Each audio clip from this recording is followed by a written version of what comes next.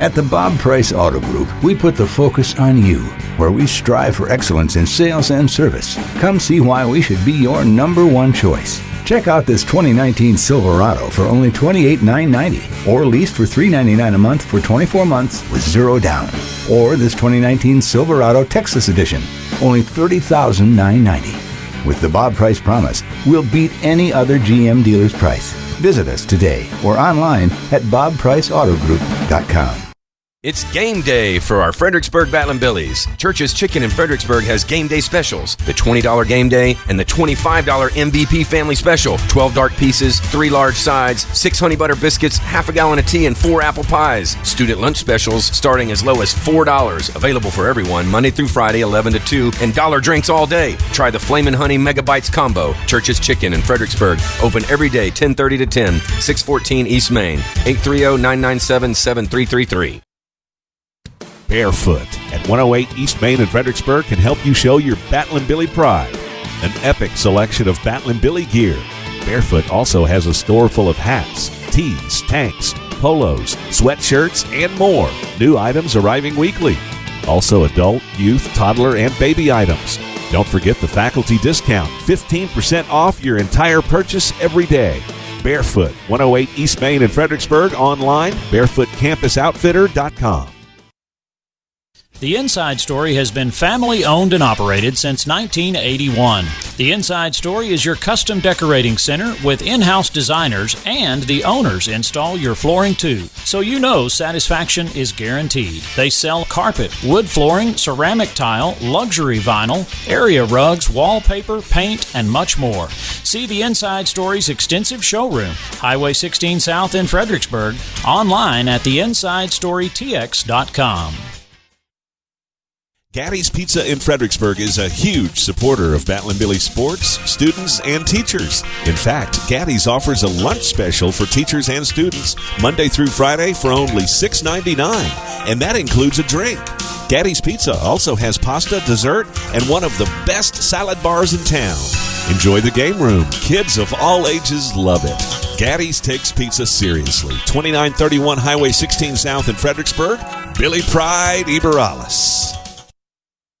Arrowhead Bank has provided quality banking services for the Texas Hill Country for 96 years. This time-tested practice continues even in today's technologically advanced world. Online commercial services, person-to-person payments, and mobile banking are just a few of the products Arrowhead Bank offers for your financial convenience. Visit us today at arrowheadbanktexas.com and try us out for safe and sound banking technology. Arrowhead Bank, a better brand of banking since 1923. Member FDIC, Equal Housing Lender. There we are. And good morning. Here we are. Nice and colorful today. Nice to see, yeah, I got Look, we're colorful. got on the lime green going, yeah, no doubt. Me likey. No doubt.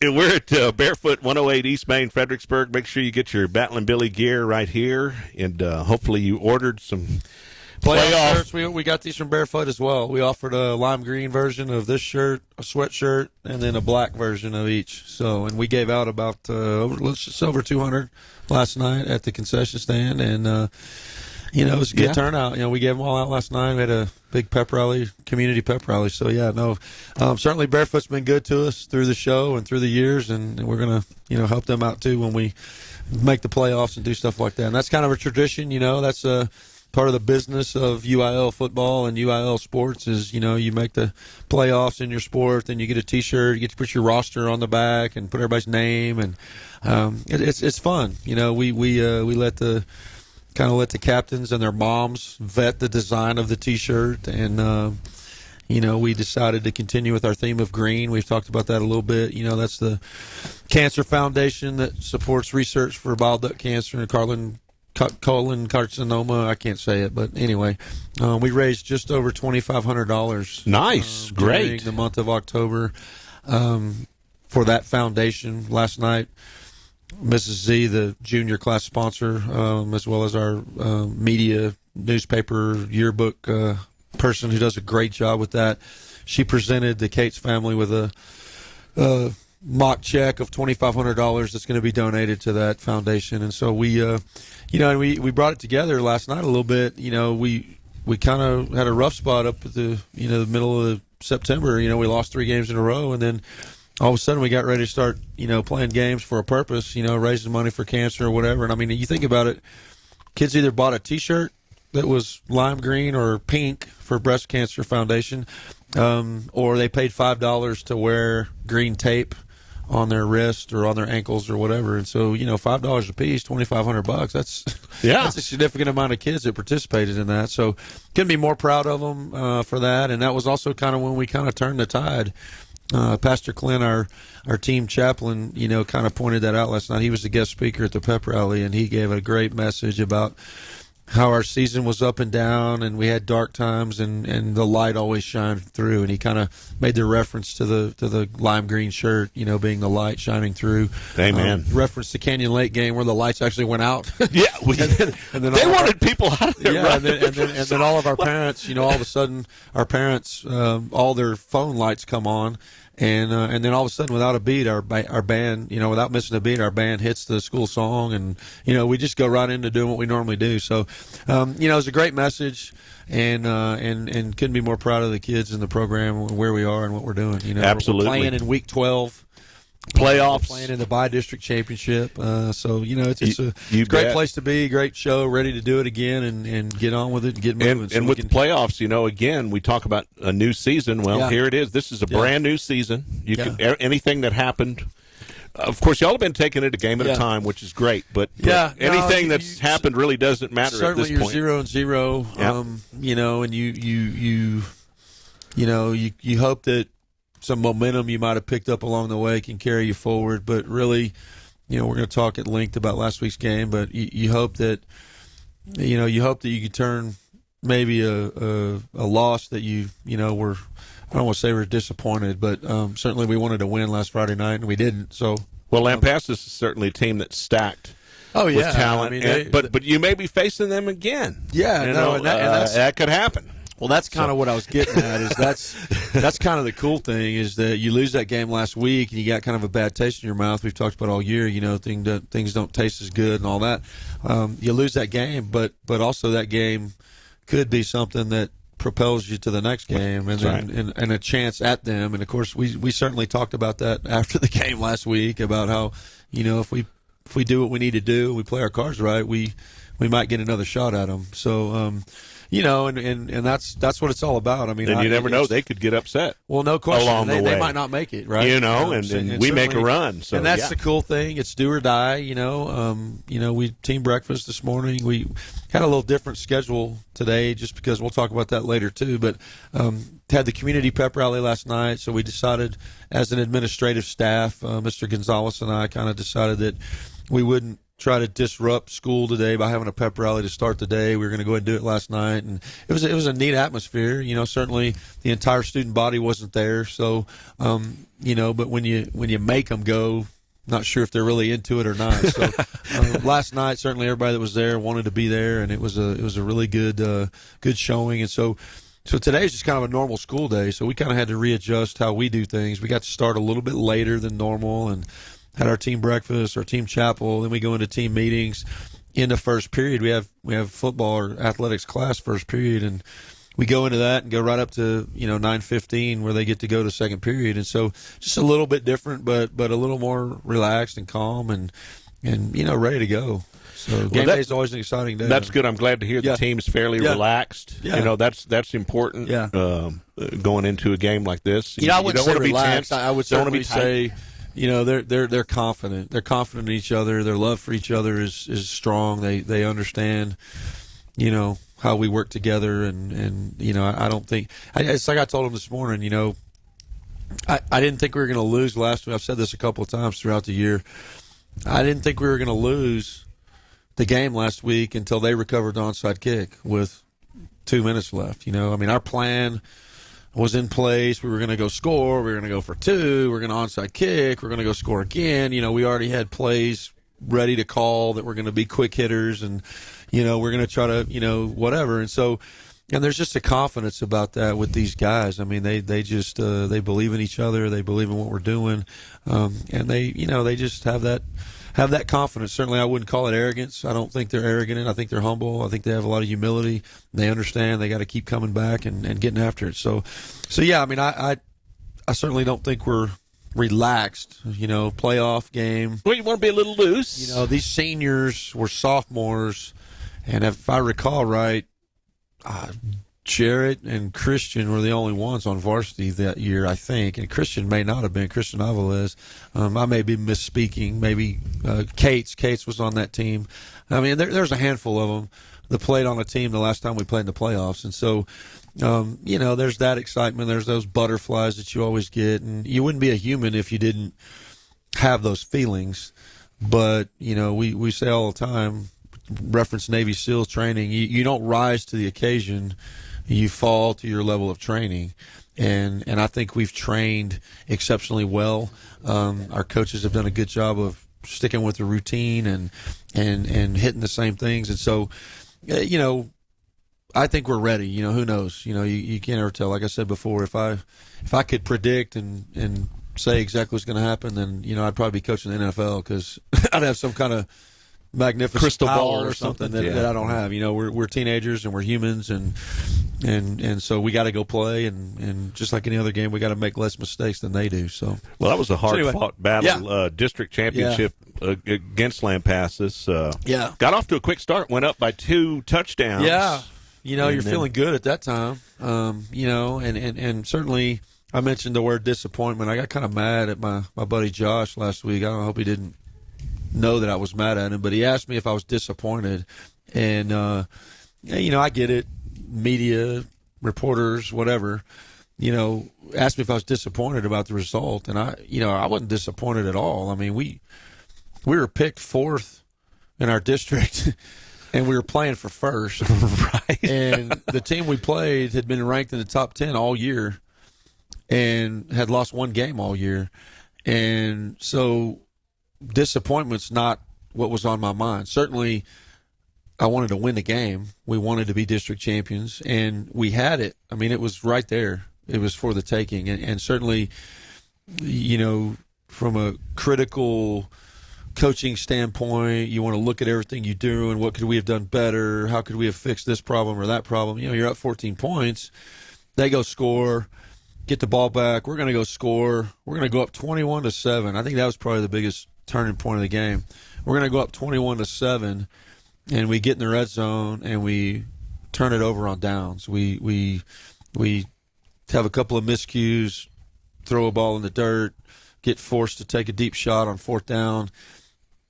Don't get it. They cover us well. I mean, they're exceptional. They're an exceptional team. Don't want to take anything away from them. But that's probably, if there was anything that disappointed me, it was just that they're a really good team and we had a chance to beat them. And it wasn't so much that they were exceptional that kept us from beating them. It was the mistakes that we made in moments that we didn't need to make mistakes. So in that situation, we're going to go up 21-7. We turn it over on downs. They take the ball. They drive the field a little bit. They score. Now it's 14-14. We get the ball back. We have a miscue on a punt. We have to punt for the first time in the game, I think. We have a miscue. We bobble the snap. Rob gets forced. They get pressure on him. He gets forced into the end zone. He tries to throw a pass out of the end zone smartly. So we take a safety instead of giving it to him right there and giving him 7 points or, throwing an interception or whatever. He probably should have just ran out of the end zone and taken the safety for running out of bounds or whatever. But it worked out the way we wanted it to work out anyway.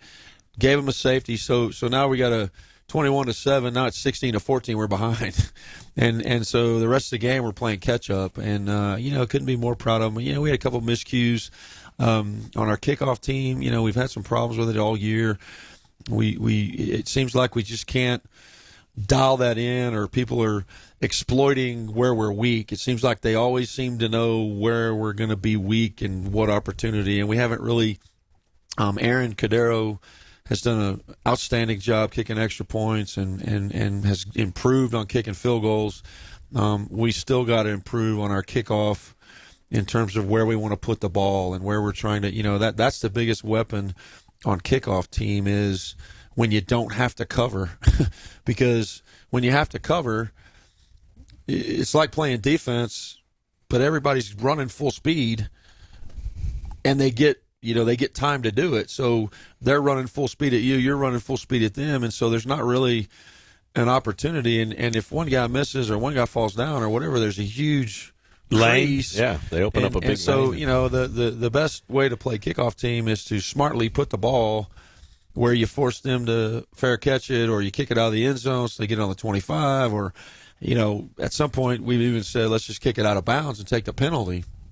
You know, that doesn't help you, because then you start scooting your field position back, and they get the choice to make you kick again. So at some point you can't just kick it out of bounds. So, but we had 3 kickoff returns that put them in great field position. And when you put a great team in great field position, it's real hard to play defense. Well, what was the good, the bad, and the ugly? Yeah, I know you kind of briefed on some of that. I think that's what I'm talking about. I mean, I think the good was, we moved the ball on offense. We put up 35 points on a team that had been beaten. They beat us by 12, and I know that's the closest margin of victory, maybe in district, and maybe all the way back to the game that they lost. Absolutely, yeah. So certainly we played them well, but the lessons are always there. When you play a top-ranked team, and which we've played Kerrville and we've played Wimberley and we played those teams that are at the top, you can't make mistakes. And when you make mistakes, they exploit them. And so, you hope you gain confidence out of that from knowing that, hey, our offense moved the ball on that defense, who's pretty good. Right. And I said this last week. We finished the year with the best defense in the district, right? Even though we lost 47-35 to the team that was ahead of us last week, we finished the year with the best defense in the district. So, exceptionally proud of the way we played, the numbers we put up, and all that. The only number you're not happy about is the one on the scoreboard. And so, you got to learn from it. And like I mentioned earlier, hopefully you take that loss and you take that taste in your mouth and you turn it into something tonight. Well, how was practice? How did that go with that message being practice this week? I'm going to jump down. One of the questions we're going to talk about is how's the routine changed from the playoffs? Right. And so that's kind of wrapped up in the same question. It changed a lot more than we wanted it to this week, and it really had anything to do with the playoffs. It had to do with the weather. Right. Right. The icy weather. So on Tuesday, Dr. Brazier smartly, administration smartly, decided to take a 2-hour delay to school. And so we had already talked about the fact that the wind chill factor was going to be in the teens. And, when you practice football at 6:40 in the morning and the wind chill is 13 degrees, not going to get a whole lot out of those guys in that practice. So, Coach Gibbs, Coach Wilder, Coach Huff, and I had already talked on the weekend about what we might do on Tuesday. So we'd already kind of had a plan to move practice to the afternoon. And so Dr. Brazier called me midday Monday and said, hey, I'm thinking about, delaying school. What's that going to do to y'all or whatever? And I said, hey, we already have a plan for it. Just give me the word when you're going to do it. And a couple hours later, he called me and said, all right, we're going to go. So we just, we put our plan B into action, and we practiced on Tuesday afternoon, which was completely different for us. We practiced in the morning all the way back until training camp. Right. Yeah. Every day. Early morning. And then we went ahead and made the call on the same thing on Wednesday, because it was going to be excessively cold again on Wednesday morning. So that in itself created a different practice routine for us. And I think, whatever, somebody taking care of us, a little divine intervention maybe, we probably needed to change the routine. Because this had been a 3-week period, Canyon Lake, Burnett, Lampasas, where we had no changes in our practice schedule. I think maybe one day we had one change because there was an assembly or something. Whereas the 7 weeks prior to that, we had a holiday on a Monday, so practice was different on Monday, or we had an assembly on Wednesday, or we had a SAT test on this day, or whatever. And so we kind of had some variation that we had to do. And then that last 3 weeks, man, we were solid. We were routine. And so sometimes that routine can get a little mundane. Mm-hmm. And so, I think the routine changing was really good for us because we had exceptional practices. I think our captains would tell you, Jarrett Beard said last night at the pep rally, he said, Coach, we Those are the best 2 practices we've had all year. Glad to hear the that. last 2 days. So, and I agree with him. I think he's right, but it really doesn't matter what I think. It matters what he thinks, right? Because he's the one that's going to be doing it, right? Tucker and all those guys. So I think we had great practices. At this point in the season, we know what we do. We certainly don't have to change a whole lot or do things new or implement things. We just have to match what we do to what they do. And certainly when you're looking at another district, it's completely different because, Fredericksburg's never played El Campo. We went back and looked through the history of all the teams we played and all the history that I have, and we've never played El Campo. So, that part's completely new. But, I think Coach Wilder and Coach Huff and Coach Renaud have done a great job this year of just adjusting what we do to what they do rather than trying to do something different. And so they've been doing a great job. Absolutely. They really have. And I couldn't, I've said it multiple times. I'm going to say it as often as I can, but we struggled on defense the last couple of years, and this year we have the number 1 defense in the district. And so I can't be more proud of Coach Wilder. I mentioned last week Coach Huff. Our offense has been in the top 2 or 3 just about every year for the last 3 or 4 years. So, but I couldn't be more proud of Coach Wilder and the defensive staff. And certainly when you do that, it's not about the adults. It's about the kids. Christian Avilés is a dude. Jack Gallagher's a dude. Davis Ray's a dude. Zachwa Bolding's a dude. We got some dudes out there playing defense that can get after it. Logan Metzger and Hunter Metzger and Luke Duderstadt are the best, the pair of best 2 linebackers we've had. And then, you put Jared and Javi and our corners, Judd and Jacob and Winnick played a little corner. All those guys, they're good players. And so, it's easy to be good on defense when you got good players. So, well, as the old saying goes, defense wins championships. Oh, no so question. I like the old defense going on there. Good. Well, and that's what we've said, and I've said it all along. We're all better coaches when the players are good. I said it last week when all the mamas were here. Coaching's all about genetics. Unfortunately, it's not normally your genetics, And so when you get some good genetics from the parents, then you got a chance to be a really good coach. And this year we certainly do. So, yeah, anyway. Good stuff. Good stuff. No doubt. Well, we're going to take a quick break, come back, talk about the Whataburger Players of the Week from Lampasas, Varsity Players of the Week, and so on. Coming up in just a little bit. We'll be back live at Barefoot, united-live.com, texasradio.net, Coffee with Coach. Dutchman's Meat Market in Fredericksburg is the place for premium meats. Not only can you find the best cuts of meat, but Dutchman's has fresh sandwiches for lunch, a variety of snack sticks, multiple jerkies, and dried sausage. Dutchman's also has a large assortment of rubs, spices, and sauces for all your meats.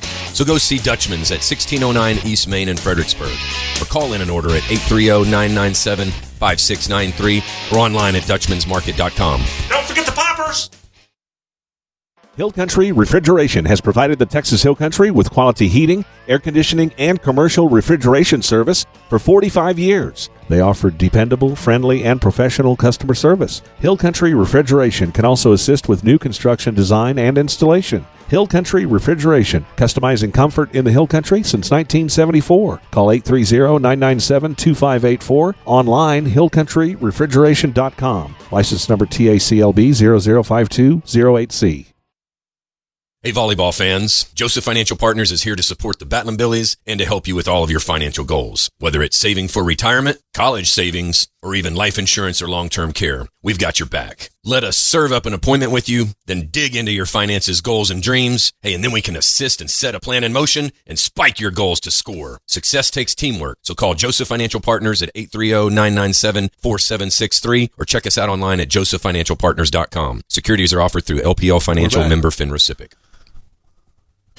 And there we are. We are back live at Barefoot, 108 East Main, Fredericksburg. Get your Battlin Billy gear right here. The playoffs tonight by district round, taking on the El Campo Ricebirds. We'll be talking about El Campo in a little bit, but right now, going to revisit last week with the Whataburger Players of the Week. Whataburger Players of the Week. Shout out to Whataburger. We had what a night Wednesday night at Whataburger, and our athletic program, Booster Club, got 20% of the proceeds from 5 to 8 o'clock. And when I drove up after practice, we mentioned earlier that we had an afternoon practice, so that kind of messed up the the thing was supposed to start at 5, and we didn't get done with practice until 6. But smartly, we sent the team over there in their jerseys, and so we sent half of them for about 45 minutes, and then we sent the other half for the next 45 minutes. And I drove up, and the entire parking lot was full of people were parking on Highway Street. So it was it was a good night, great for the Billies to be seen at in a public venue. It's kind of like a Meet the Billies deal. They all got to eat dinner, and so we certainly thank Whataburger for their support of everything we do. And so with that said, the JV Player of the Week last week was Clay Feller, just a stud. Has had a great year on JV, kind of an old school, I think I mentioned earlier in the year, Larry Zonka type fullback, hard-nosed, downhill Moose runner. Johnson, maybe? Moose, Larry. Moose, very hard to tackle, and very effective in our offense at that level. And so he's had a great year, and is playing defense too. We started about 2 weeks ago looking at him at defensive tackle when Davis Ray got hurt. We started kind of looking around to see, because depth is everything. And so if Davis is hurt and he can't play, then that means Landon West has to play a little bit more. And so do we have someone who can at least fill a gap while Landon is, spending a lot of time on offense, because we're certainly not going to take Landon out on offense very much. So Clay was that guy. We started looking at him. He did a really good job.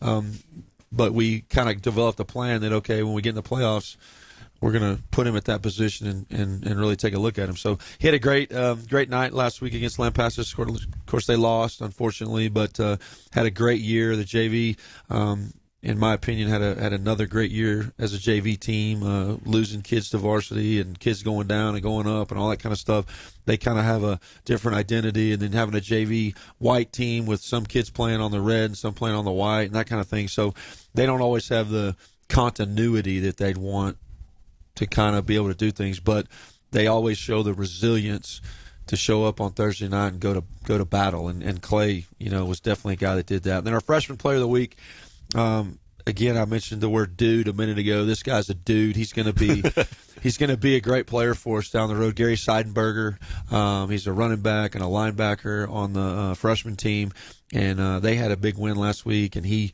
had several big runs and just had another good game for the freshmen. So those are our Whataburger players of the week, and both of those guys, we'll talk about what we did in the playoff roster, but both of those guys are now practicing with the varsity every day and are going to travel with us tonight and that kind of thing. So, and then our varsity players of the week, special teams. I mentioned Aaron Cordero Rojas. He's been the player of the week a couple times. Last week he was 100% on his extra points. We were 7 for 7 on extra points. We scored, Sweet. I'm sorry, 5 for 5. Excuse me. 5 for 5. 7 points each time you score. Right, 5 times 7 is 35. So he was 5 for 5 on his extra points. And I mentioned the kickoff. He's improved in that. He's got to continue to get better at that. And so he put a little pressure on him this week. A little freshman kicker, Giovanni Alva, has got a pretty good little leg. So we brought him up too to kind of give Aaron a little bit of competition. Say, hey, there's somebody that we've been looking at. And so hopefully we get him eligible, and he's going to travel with us as well. So, but Aaron's done a great job and has improved greatly. So, and the defensive player of the week, Jarrett Beard. I mean, he was just knocking the crap out of those guys. He's a hoss. He is a hoss. Speaking of a dude, and he, the thing about Jarrett, and I can say this about Judd too, they just play. They play at the highest level all the time. They don't have. It's either full go or I got to be out because I can't go. Like there's no in between. There's no cruise control for them. They don't do that. And I mean, Jared just was, like I said, he was bringing the wood. They would run some guys across the middle and he'd hammer them, and they'd do something. I mean, he just did a great job. It reminded me similar to the Bernie game. The Bernie game, he made a huge play to end the game, got a targeting penalty in overtime, and then made a huge play to end the game. And he had several plays like that against Lampasas. And they, we talked about how good they were. You want to move Jared around, but, you want to try to leave him in the middle of the field so that he can play the whole field. There were some questions whether we should put him at corner, and we've done that before. We put him at corner and Judd at corner if they have two really good receivers. But Lampasas, every one of their receivers is good. So we wanted Jarrett to be able to play downhill on all of them. And of course we got, a couple of touchdowns we gave up.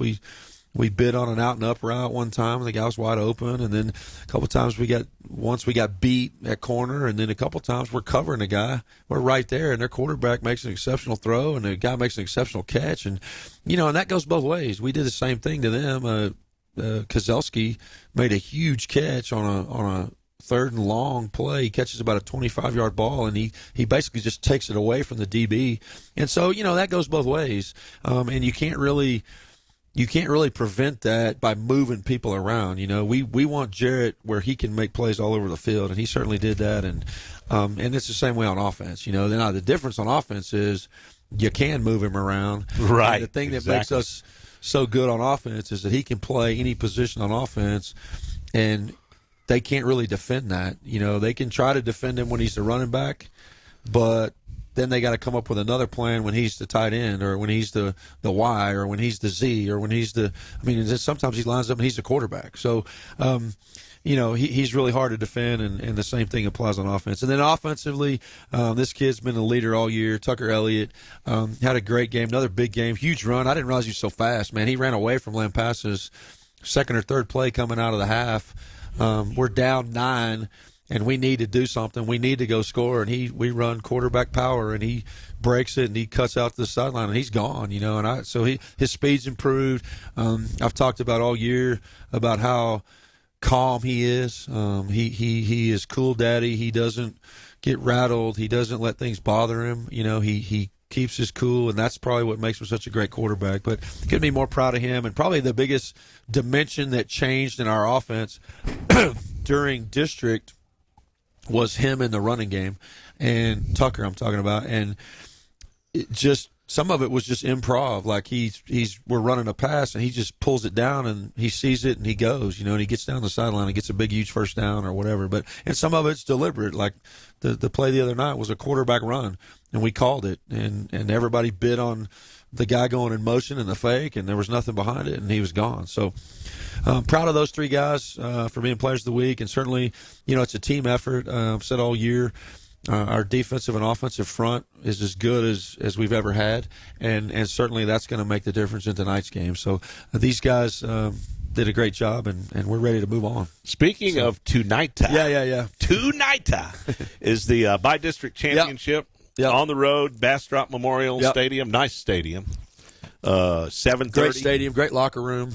We actually, I am a little superstitious, so I requested that we go in the other locker room, because the last time we were there, we lost to Cedar Creek, 20-12, third week of the season, and so their two locker rooms are identical. Bastrop is maroon and Cedar Creek is blue. So we were in Bastrop's locker room and we lost. So I said, okay, we're going to come back, but we're going to be in Cedar Creek's locker room. And we're going to get to be the home team. So, yeah, it's a great place to play. We talked a little bit about it. It's tough to find a place to play.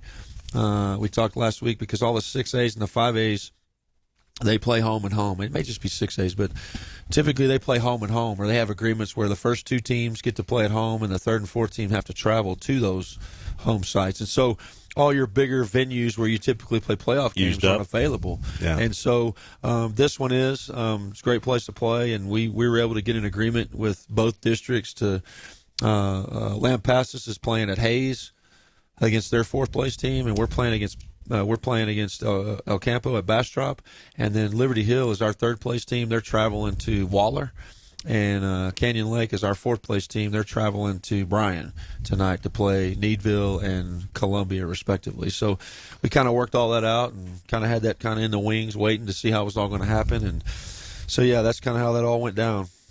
Well, El Campo Rice Birds. Yeah. Well, what do we know about the Rice Birds? They're good. How about that? They pretty good? Yeah, I mean they're 8-2 on the season, so they're really good. They lost to Needville and they lost to Columbia last week. So Needville won the district and Columbia finished second. So, the whole district 13 is good. Like I mentioned, Needville is first place, Columbia is second, El Campo's third. Brazosport was 4th, ahead of Sealy because they beat Sealy. Sealy's a tradition. Now, these are all teams, like to me, like you said, are different because we've seen them in basketball. Oh, yeah. We've seen them in volleyball. In other sports. Yeah, but sure. now football is – I don't know what to expect personally as just an average fan here. But, Sure. So you can shed some light. Well, it's certainly a tradition-rich district. All those teams I mentioned. And the last team that finished last was Lamar Fulshire. Yeah. And they're a suburban growth not Houston, but a Houston suburb, fast growth school district. And they're only our classification because they just opened. It's a pretty new school, and they're going to continue to get bigger. They're going to be 5A eventually, and then 6A and whatever. But those other teams, El Campo's been in the state finals. Sealy in the 90s, when we were in Houston coaching, Sealy was perennial. There was like 3 years in a row they didn't lose a game. Bay City is in the district as well. And they've. I was going to say these teams had have a heard state of title. Sealy. El Campo, like I mentioned, Needville. Needville is the best team in the bunch, and they probably haven't had the history of, playing in the state title or whatever. So it is a murderer's row, if you will, of solid football programs for sure. And El Campo specifically. Run game on offense, exceptional, like the formation you to death, similar to a slot T, but more like of a power. In the old days, I call it a West Coast offense, but they line up kind of in a slot T look where the fullback's right behind the quarterback and the running back's offset, and sometimes there'll be an eye, and the quarterback typically is under center.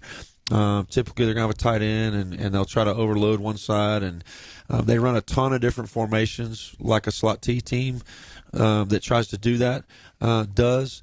And so they try to get you trying to adjust to all their formations and then find an empty gap and hit it. And then the biggest thing they do on offense is they got 3 exceptional running backs.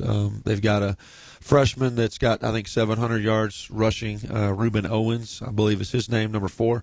And then they've got a sophomore, John Trey Davis, that has about 1,000 yards rushing. And then they've got a junior, Charles Shorter, number 8, who's got about 900 yards rushing. So kind of a 3-headed monster, if you will.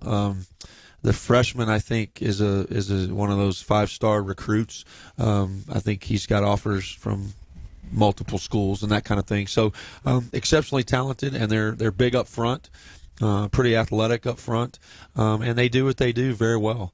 Out of the teams we faced, district, non-district, who do you think they're similar to, if there's any comparison at all? I would say they're probably more similar to a Canyon Lake or a Liberty Hill, maybe a Liberty Hill with a little bit more speed.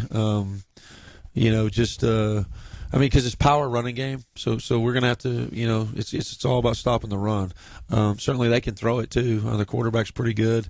Number 16, Colin Braden, is a pretty good player as well. And then the other thing is they're exceptional on defense. They run the same defense we do: 4-2-5, look, 4 down linemen, 2 linebackers up, and then sometimes 2 outside linebackers. They're gonna try to load the box. It'd be interesting for us to see what they're gonna do. We've proven to be able to run the ball really well. We've proven to be able to throw the ball really well, and we've done both at times. I think we did a little bit of both last week against Lampasas. So, it's going to be interesting to see. And then special teams, they have explosive speed, and so on special teams, we're going to have to be very precise and very accurate about what we try to do, and maybe try to take some chances and change some momentum. But they're definitely a good football team. I don't think there's if I think they lost 17-10 in last week's game for second to Columbia, and so I think I'd be saying the same thing if they'd have won and Columbia would have lost. I think it was 2 pretty evenly pitted teams, and I don't think there's any advantage for being second or third in our district or whatever. I think the only advantage maybe, and I don't even know if it's true because I haven't seen them on film, but is to finish first, you get to play fourth. That may only be just because the 4th place team, Brazosport, lost a couple of players to injury or whatever, and you don't know if they're getting them back, or you don't really know what's going on. So So they're certainly a good district, and the Ricebirds have a tradition. Bob Gillis was the coach there forever. Wayne Condra is their head coach now, who was on his staff, and I mean Bob's a legend in Texas high school coaching, and Wayne has taken over and just has that program going, and so. They're a perennial powerhouse, and so it's going to be. I was going to say, should be a barn burner. It should be a barn one burner. heck of a game. The thing I like about the matchup is that I think one of our strengths is defense, especially against the run. I think we've proven to be pretty good against the run. Certainly, we've given up some explosive runs at times, but I think that's one of our strengths is stopping the run on offense, and so I like the way we do that. I think. The other strength that we have is our O-line is pretty good, so we're pretty good up front, and so we ought to be able to do the things we need to do, and that's, and when you don't know much about them, you kind of got to wait and see what happens. They certainly look good on film. They're red and white just like we are, so it's going to be the clash of the two red teams, and they travel well, tradition rich like they are.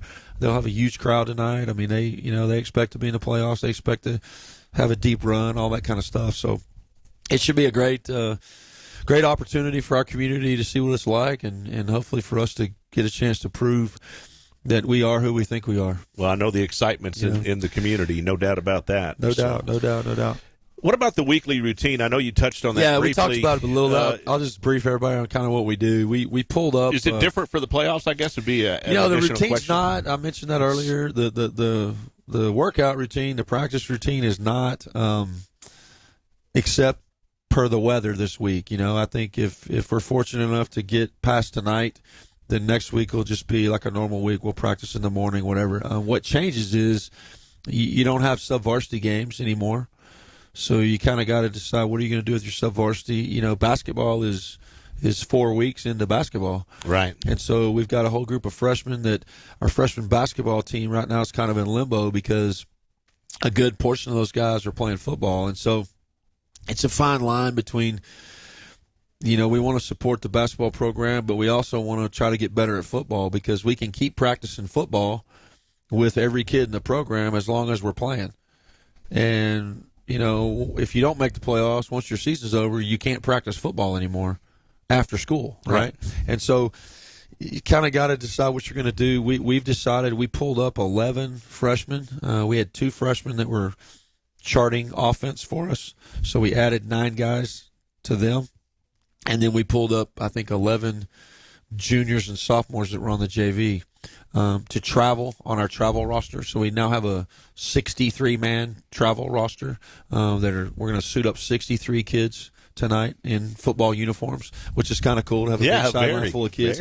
But more importantly, we're real deliberate about who they are based on what they might do next year or what we might need them to do this year. Certainly, if we can find a guy that can help us get a two-way starter off of kickoff return or off of kickoff or something like that, then some of them may actually get an opportunity to play tonight.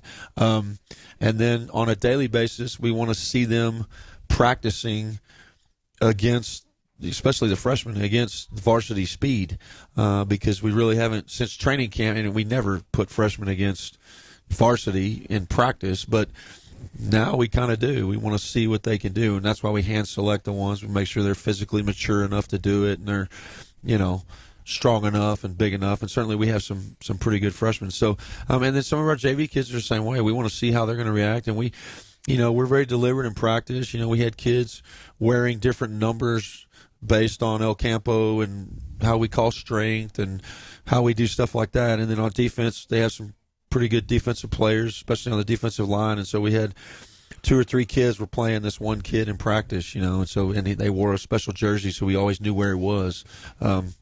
And so that's probably a chance to get some different looks in practice. Yeah, different looks, and then the freshmen, the rest of the freshmen, and the rest of the JV kids, we try to just let them have fun at practice.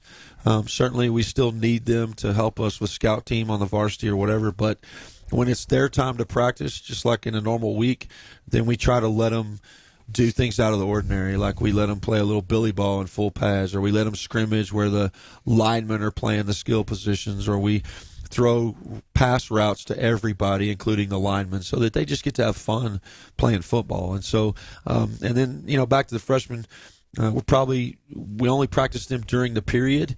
And next week, I think Monday and Wednesday, Coach Cameron and I decided we're going to let the guys that are going to play basketball go during the athletic period and get their tryouts done. So at least he can tell who the team's going to be. And then that way they can start figuring out what they're going to do. And then we'll let those kids that maybe aren't traveling with us, go on and start going to basketball after school. And so that way we're not kind of holding up the progress of the whole athletic program. But certainly we want to, I've said this since I got here, 9 years ago. I came here from Stony Point, and then in 5 years we played 15 extra football games because we were in the semifinals 3 years in a row there. I was fortunate to be there the last 2 years, but our sub-varsities were better than everybody else's to start the next year because they got an extra half a season every year to practice. Exactly, yeah. And so you have to, if you're sitting at my desk, I have to do that. Liberty Hill is tradition rich year after year because they make a playoff run every year, and their kids get to practice football. So I'm certainly not going to give up the ability to practice football. We're going to try to make it fun, and we're going to try to accommodate everybody and do what they need to do. But that's really the practice routine. That's really the only thing that changes in that. Lots of other stuff going on. I mentioned the community-wide pep rally last night. We had playoff T-shirts. Team dinner changes. Typically, the coaches and our families don't all get to come to team dinner. Last night, our senior parents put on team dinner at St. Joseph's Hall, and everybody got to come. Everybody was invited. Our middle school coaches were coaching basketball, so they didn't get to come. But so little things change. Typically during the year, we don't get to go to team dinner because we're coaching the JV or the freshmen on Thursday night. So you get a little more camaraderie out of those things, and so it makes it a little more special. And so those are the things that are just kind of part of it, in terms of what you're doing. And then and then all the anticipation. Our Saturday routine changed last week because we had to work a little bit longer because we didn't get any film on El Campo until like 1 a.m. on Friday.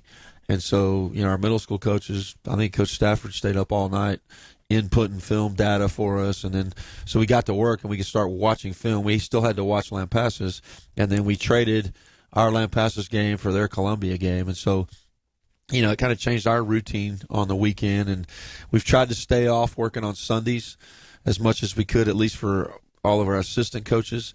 But last Sunday, almost all of us were at work because we just didn't get all the information until later than we typically would. So we weren't able to do things ahead of what we normally would. So, and those are good things, when you're in the playoffs. Yeah, right. You don't mind being at work on a Sunday, because you want to see what's going to happen. And so, and then there's you're always trying to plan the next one and do all that kind of stuff. So, but it's a great time to be playing. It's bonus time, if you will. Mid to late November. That's what you want. So I couldn't be more happy for our kids and our community, our football community in general. It's just had a great year. So hopefully we can keep it going. Keep it going. Get after it tonight. Keep it going. Playoffs here. Yeah. We're going to take a quick break. We're almost out of time, but we're going to take a quick break, come back, and we'll talk about some of the other fall sports. Keys to feels like victory in winter some of the sports. Yeah. Feels like winter, but it's fall. But but no doubt. We'll be back right here, united-live.com, texasradio.net, live at Barefoot, 108 East Main, Fredericksburg. Canop Healthcare in Fredericksburg, established in 1965, offers the Texas Hill Country assisted living, long-term care, and physical, occupational, and speech therapy. Canop Healthcare is family-owned and operated with skilled nurses in every department. Plus, they offer the Hill Country memory care. Find them at canophealthcare.com or call 830-997-3704.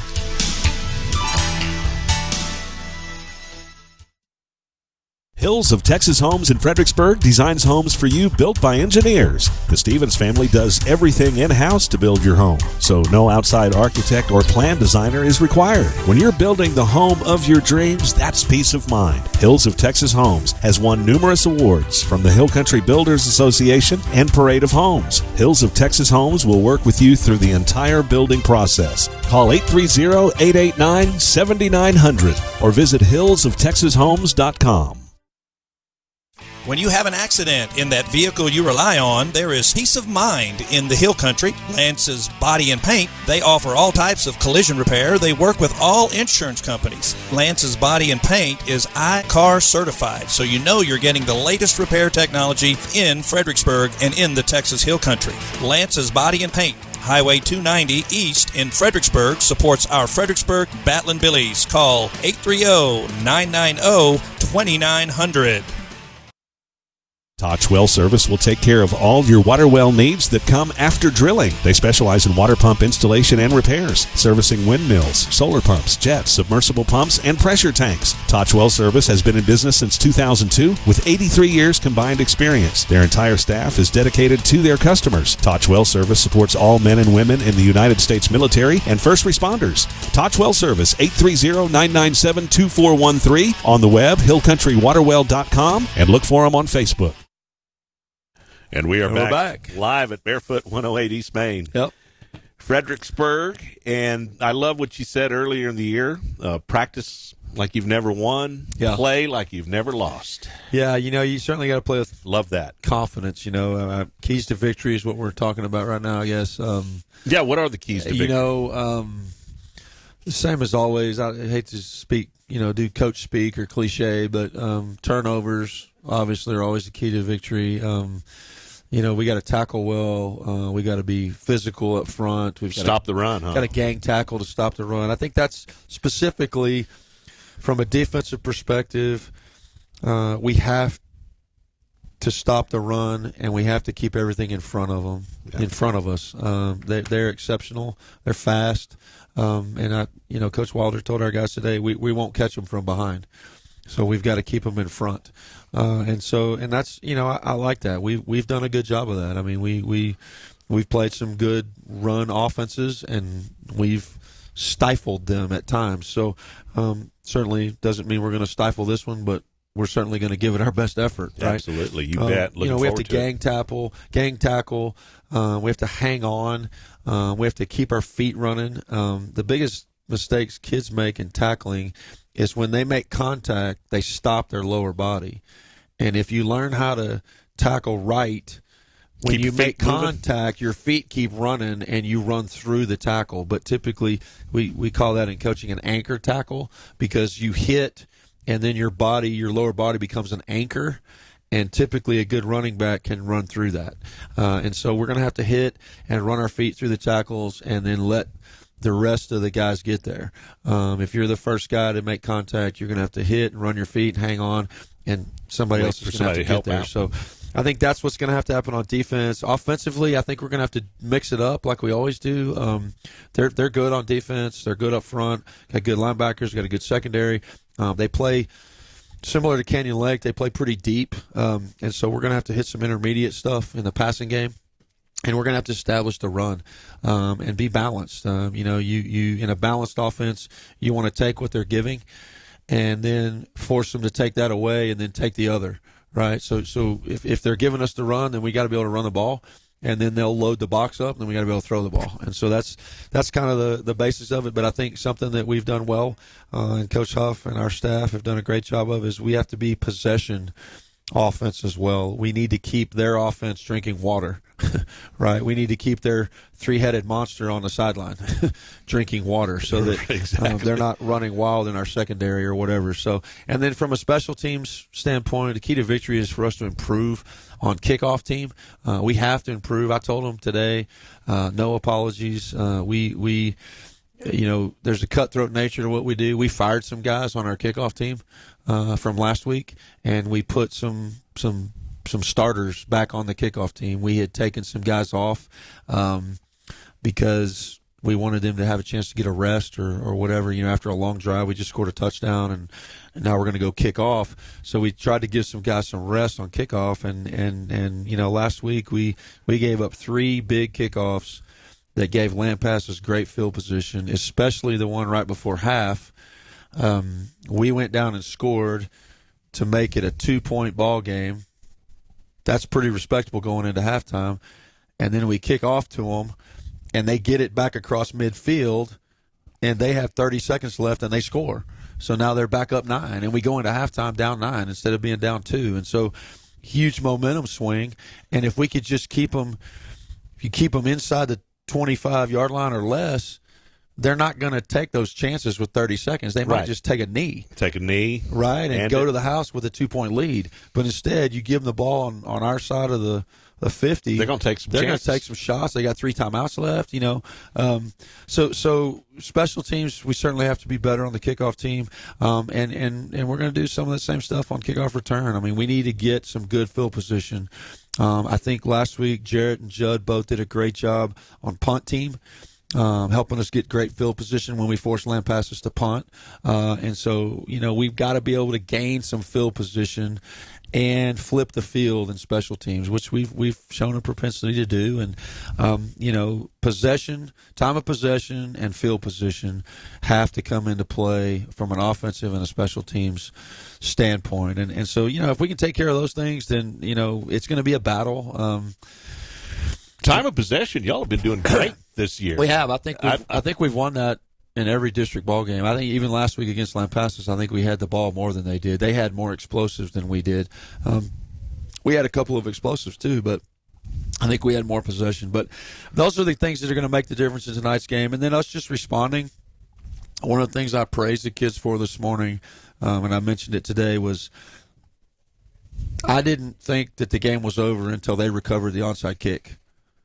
And then I knew it was over because we were down 12 points, and there was 2.5 minutes. There was enough time for them to just run the clock out. Get a first down. So if they got a first down, the game's over. Yeah. And really, they probably could have run it out without getting a first down because we were out of timeouts, I think. And so, but that's kind of been the confidence that this team has had, and it's been throughout the team. It's not just me.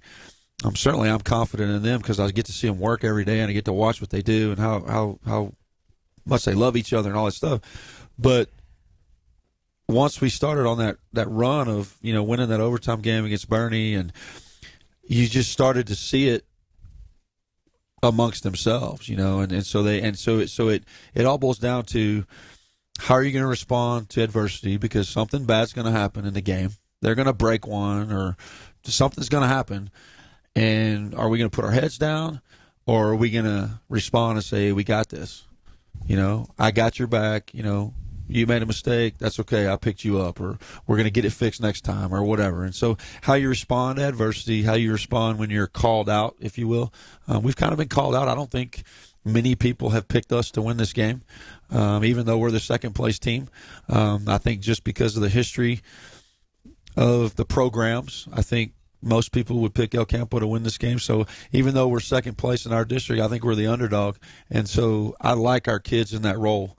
And so I think if we're able to respond to adversity and maintain our poise and our confidence, then I think it's going to be a great night. And I'm real proud of our kids for being able to do that up to this point, and now we just want to continue. And I think they're really hungry. I do too. I just think they're hungry to keep playing. They're hungry to play. They're hungry to play to next week, and they're hungry to maybe have a chance to play at Thanksgiving. And it all starts tonight. We got to get it done tonight. It's a championship. I think they want to win a gold ball too. I mean, that's part of it. This is a championship, bi-district championship. We had our shot last week, and we didn't get it done, but we got another one this week. Hoist the gold ball. Hoist it. So excited about what they're going to do and how we're going to respond. I love it. Yeah. Well, we've got to wrap up real quick. Yeah. Other sports, yeah. How we doing? I mentioned basketball. I think our girls basketball played their first game this week. They went to Comfort, and I think they swept Comfort, which they should do. Certainly, just based on classification. Sometimes, teams below us have really good teams and all that, but certainly our program is. I think we're ranked going into the season, top 10 maybe. we're exceptionally talented. Coach Groner's done a great job putting our program back on the map, if you will. And so now you're in that point where you have a target on your back, right? And so every year you're picked high and everybody wants to beat you, and so you get their best game every time you play them. So and that happened, Tuesday night in Comfort. And then our boys are still scrimmaging a little bit. I mentioned earlier that they're a little bit in limbo with the freshman group. Certainly he's got guys in off-season and a JV and a varsity team that are working hard and getting after it, and they're scrimmaging. They scrimmaged Kerrville on Tuesday and played exceptionally well. They had a 4-team scrimmage last Saturday at home and did a good job with that. So that's all getting rolling. We'll get that moving along as we can. And the cross country, shout out to Coach Aldridge and those boys. They went in ranked 15th out of 16 teams at the state cross country meet, and their goal was to finish in the top 10, and they finished 9th. And in cross country, just like track, any other individual sport, the clock doesn't lie. Every one of our kids ran their best time of the year. And so that you can't ask as a coach, you can't ask for anything more from your kids than for them to do the very best they've done all year at the state meet. And they did, and the result was they went from 15th to 9th. Love it. And so they're hungry. Couple of seniors graduating, but most of the team is coming back intact next year, so expect great things from them. And then, our golf team is kind of traveling around swimming. I just want to swimming as well. Swimming is in San Antonio today, swimming in their 3rd meet of the year. And again, they're prime and poised for another run back to take a relay team and take as many kids as they can back to the state meet. And then, like I mentioned, golf, again, they're always a perennial power in our region. And they did really well, typically like we do, as they play 5 and 6A competition. And last week they had a tournament and they finished, I think, 3rd in a huge competition. And Denver Schneider, of course, played really well and kind of leads the team into his senior year. And so just excited about kind of where everything's going, coming off the high of a state tennis championship and all that. So it's good to be the AD in a district where everybody excels. I can tell you that. It's fun to see all these teams and coaches do what strong they do. Year happening. Hopefully, strong we'll year unfolding here. I like it. No doubt. And shout out to our sponsors. I always have to do that. West End Pizza, Auslander, Backwoods Barbecue, and Airport Diner are our team dinner sponsors for this year, as well as David's Barbecue. And then last night our moms made chili, and it was exceptional. We didn't have any sponsors for that, but it was really good. Good chili weather. Anyway, but yeah. So hopefully we'll get to do this again next week. We'll keep this going. Let's keep this rolling. Yep, I love it. And I, one thing I want to explain so people understand, we don't know till we know, right? And so, like, after we win tonight, like, we won't know where we're playing. We got a chance to know who we're playing, but none of that will be decided probably till mid-afternoon tomorrow, because there's a whole negotiation process that goes into that. And we have to decide everything from ticket prices to who the home team is to what ball you're going to use to what officials you're going to use. And so just make sure people understand that after you win the game, it's going to take a while. It's going to take a while. We're not going to know. Certainly, we have an idea and we have a plan, but we don't plan ahead because we want to take care of business right now. And then it becomes a sprint to get it all taken care of so that you're ready to go on Monday when we come back to school. So anyway, thanks for all you do. Appreciate looking forward to this evening. Can't wait. El Campo Rice Birds, Battlin Billies. Safe travels, everyone. It's a good little drive. Make sure you leave enough time for traffic. You got to go across Austin to get there. So get there early. Go to Buc-ee's. Buc-ee's. That's always the stop. I always got to stop at Buc-ee's, man. Yep. Good times. All right, Coach. Thanks a lot. Appreciate you. Yep. God bless you folks out there. Go Red. Go Big Red. Take care of business tonight. We want to thank Barefoot again. Thank Paige Finley for all he does here with us at united-live.com and texasradio.net. Don't forget King and Cayman with your play-by-play tonight if you can't make it. God bless you, folks. Beat your Rice Birds.